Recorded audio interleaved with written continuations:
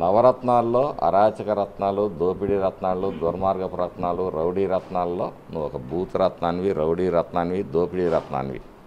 అన్నీ నవరత్నాల్లో అన్ని క్వాలిఫికేషన్స్ నీకే ఉన్నాయి రామకృష్ణారెడ్డి.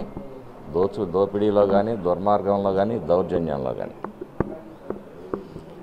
మరి వెంటనే మరి పారిపోయేది ఎందుకు? నువ్వు తప్పు చేయని వాడివైతే ప్రజాప్రతినిధిగా 4 సార్లు పనిచేసినాడు.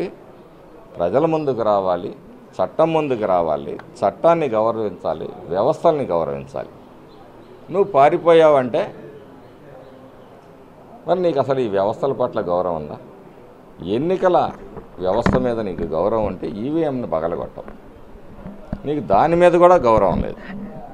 ఇలాంటి ఎన్నికల నిబంధనలను ఉల్లంఘించి నా వ్యక్తుల్ని డిస్క్వాలిఫై చేయాలి.